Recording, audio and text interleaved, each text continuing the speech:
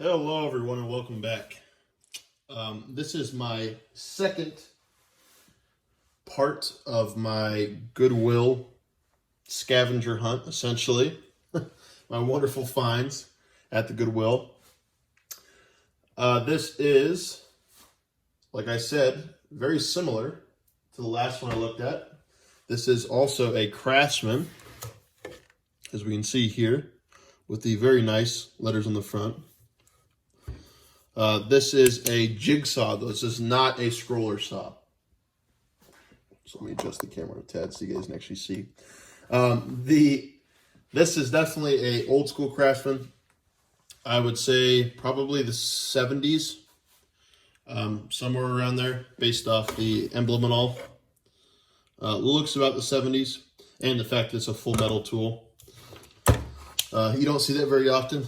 I will tell you that it's not as old as some people might think, just for the fact that the trigger, if you can see here, and I'll bring it a little closer, the trigger is actually not, if I can stop trying to hit stuff off my workbench. Trigger is actually plastic, as you can tell based off the back look there. Maybe, if it'll focus. There you go. Plastic. If you can't see that, trust me, I promise. The older styles of these, oh gosh, now it's just gonna gotta focus forever. There we go. The older style of these will have that bent sheet metal as their trigger. I have an older Craftsman tool, this full metal construction that has that bent sheet metal, but that's how you can kind of tell right off the fly if it's newer. Just for those of you that are sitting out there looking for tools to buy. Again, that 1970s time frame is usually roughly the cutoff for when they change those steel triggers to plastic. That is, of course, a rough estimate. It could be in the 60s, it could be in the early 80s, but around that time frame. And that's essentially because I'm assuming this trigger is made in the United States, but this is where you start to see made in foreign countries, made in Asia predominantly, triggers which, again, were made out of plastic, not metal. The tool is not a double insulated tool, of course, because it is all metal. So because that's the case, we have a ground wire, or a ground I guess what do you say, sprocket? Sure, we'll go with that. On the plug itself, the plug is original. If you can see, maybe. Man, the focus today is just not going for it. It is original plug, which is very surprising to me because the plug is probably at least 8 feet long, maybe. Let's see. It is at least 8 feet long, I would say, and in really good condition except for this part. There doesn't seem to be a strain relief on this tool at all. So like the other tools that we've looked at in terms of jigsaws, or I guess the one jigsaw so far, or scroller saw, excuse me, they have strain relief. Even the Sawzall that we looked at, even the skill saw, they all have strain reliefs. This one does not. Clearly this is where it broke. Somebody just electrical taped it. That's gonna be something easy to fix. It's just opening the clamshell and wiring those wires, just cutting off the chunk of cord. It's not a big deal. It's just kind of a interesting design on the part of Craftsman or whoever made this for Craftsman. But overall, good looking tool. As we can see, let's see if we try to wipe some of this off. On the back,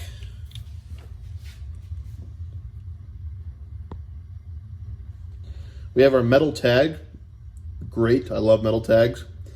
It is the Craftsman Industrial Rate Saber Saw. If I can read. Develops 1 1/5 horsepower. Of course, Sears Roebuck and Company, made in the United States. And it is a 2 amp. The other saw that we looked at already from Goodwill was, I believe, a 2.5 amp. I don't know if I mentioned that or not in that, in that video.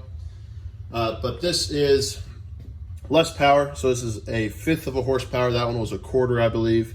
This one is 2 amps. The other one was 2.5. But again, that's what you expect with newer power tools. That is the one thing I would say that is greatly improved upon over the course of tool development, right? I think that wrenches definitely stay pretty close to the same over time. Ratchets and power tools, I would say, are the number 1 and 2 things that are changing for vastly different over time. This one we are going to take a look at, not in this video for the sake of time, but more so in future videos. I want to open this up, maybe fix the cord on camera, take a look at it. For this one, it was just more of an overview. The price I paid for this one at Goodwill was $9 and like something cents, $9.97 or something. They round kind of weird at Goodwill. It was under $10 or at $10, whatever you want to look at it. I'll plug it in so we can see the difference, or not the difference, but the performance of it, maybe. So we're plugged in.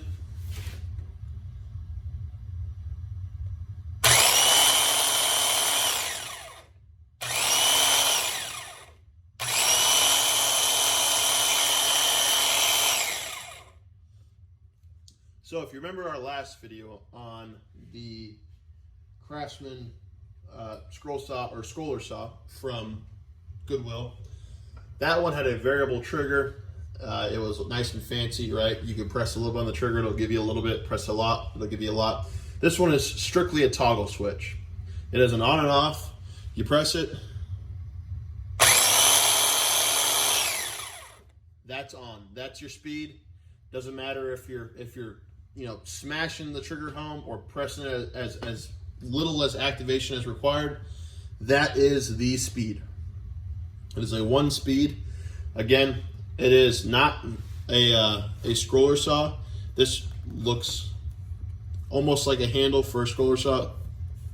It's not. It's just a grip handle that's kind of chewed up. But yeah, let me know if you have any questions. Or if you have one of these, I'd be interested to see. I don't see many of these full metal Craftsmans anymore. I'm assuming just because a lot of them were probably junked. They're 50 years old at this point.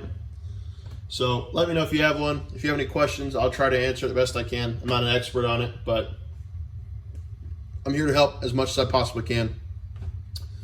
Anyways, remember, this is part 2. There's a part 3 to this video. There's a part 3 to my Goodwill find, going from kind of worst to best in terms of the saws that I found. So please take a look at that whenever it comes out, and I will see you guys next time.